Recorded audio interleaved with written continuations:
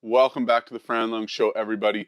Today, we're going to talk about the CrossFit Open, an idea I have to eventually get the right 12 men and women from the in-affiliate semifinals to the CrossFit Games. So, sitting here, January 9th, surprisingly, the CrossFit Open registration starts in less than a week, according to the original post as. Still waiting on the rule book, but overall, from what we know, the top 1% of men and women for the CrossFit Open this year are going to advance to the in-affiliate semifinals at the start of May.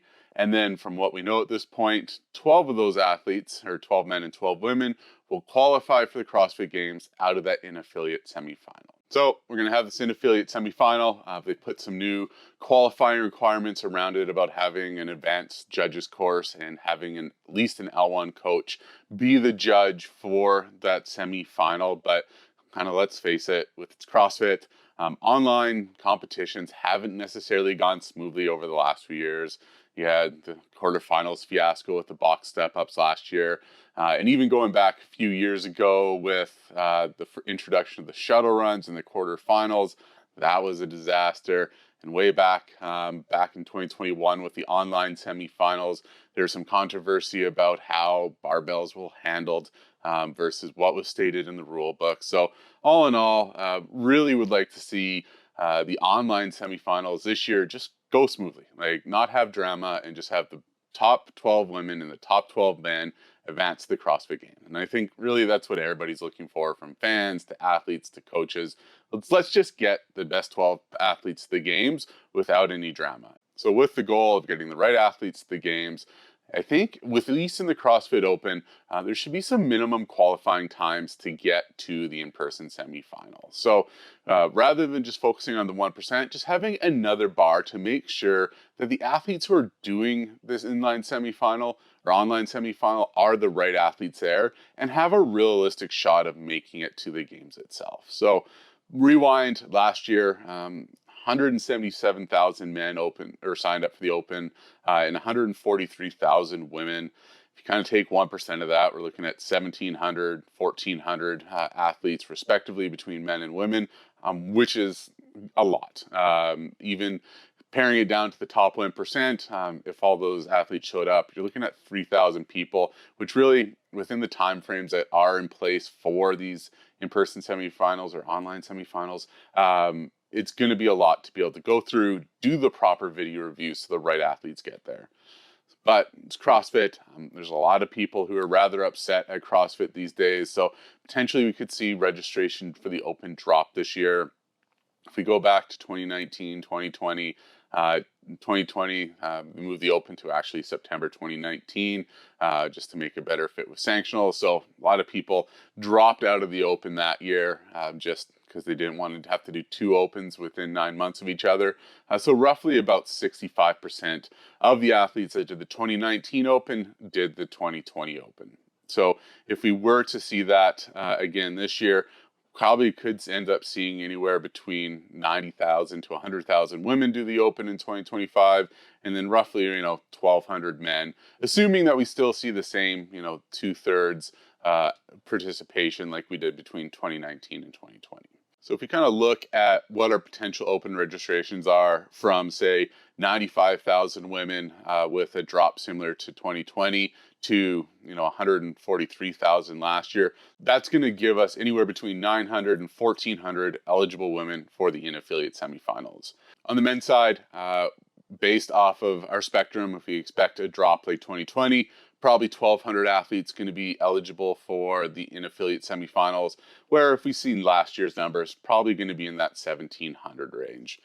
Again, if we see, say, an 80% sign-up rate, likely between 700 and 1,000 women, and 1,000 to 1,300 men. So just kind of for ease of this, let's think of it as that we're going to have 2,000 athletes for the in-affiliate semifinals. Now, all those athletes are going to be required to do the workouts, and all of them are going to be required to video those workouts. If we go back to some online competitions that CrossFit's programmed recently, you had 3 that had 4 workouts, which was semi or quarterfinals last year and the last chance qualifier in 2021, 2022. You had 5 workouts in the first 3 years of quarterfinals. You had 6 workouts in the online semifinals and then 7 workouts in the 2020 online games. So probably going to be in the neighborhood of 5 workouts would be my guess of what we're going to see in the in-affiliate semifinals. Varying time ranges, but for simplicity, probably going to be an hour of video across these 5 workouts by the time that they do all their measurements, show their weight, show the setup, and actually do the workout. Hour's probably a little bit light, but again, simplicity's sake, 1 hour of video per athlete, 2,000 athletes. You got 2,000 hours of video for the in-affiliate semifinals. The in-affiliate semifinals is going to take place in the first week of May, with the last weekend of May being the Syndicate Crown, which are taking 10 athletes who don't get their games ticket for the in-affiliate semifinal into their competition as long as they reside in North America East. So the reason I bring up all these hours and athletes and time domains is that in order to make sure that we have all the right athletes at the CrossFit Games, you're going to need to review all 2,000 hours of video in order to put the proper penalties in place. And let's be realistic, to review those 2,000 hours of video in a time frame to set the Syndicate Crown up for success just isn't likely. It just isn't feasibly possible unless CrossFit is bringing on 10s, 20, 30 judges to review video for 8-10 hours a day. Probably going to need more than that, but that's really the only realistic way they're going to get through the videos to assess the proper penalties across all the athletes to make sure the top 12 make it to the games. Now, bring us back to where we were at the start of this video of having a minimum time requirement for the workouts in the CrossFit Open. For in-affiliate semifinals this year, again, they're focusing on the goal. The goal is to get athletes to the CrossFit Game. This is not a mass participatory event like quarterfinals was then. So having the focus on finding the 12 fittest so they can move on, we should really kind of focus on how we can set up that competition for success. So what my suggestion to be to make this a little bit more feasible is have minimum time requirements for at least one of the workouts in the Open. So tie some parallels to other sports, 100-meter dash in the Olympics. Even if you are the fastest sprinter in your country, you still have to pass certain thresholds to qualify for the Olympics. So for 2024 in Paris, men had to run a sub 10-second 100 meters, and women need to be less than 11.07 seconds. So if you were able to meet that, you were able to move on to the CrossFit Games. And so having something like that in place for the Open will make sure that the top 1% get there, but the top 1% that realistically can make it to the CrossFit Games are competing in semifinals, so we can reduce the noise that needs to be done from a judging standpoint. So going down to the 2024 Open, just kind of doing a recap. If we look at, say, 24.1, which is the dumbbell snatches and the burpees, athletes that eventually made it to the CrossFit Games, they averaged 6 minutes and 27 seconds. Athletes who have finished in the top 1,000 of the Open, which again is roughly where we're expecting this top 1% to be this year, they finished in 6 minutes and 48 seconds. Kind of a negligible difference. Women for the 24.1, it was 6 minutes 47 seconds for the Games athletes, 7 minutes 13 seconds for the top 1,000. Not much difference on that one. 24.2, which was your double unders, your rowing, and your deadlifts. The Games athletes on the men's side averaged 932 reps. The top 1,000 men averaged 893. Women Games athletes, 853 reps. Women top 1,000, 812 reps. So again, those two workouts, super accessible, not a ton of differentiation in that to kind of put a minimum requirement in there.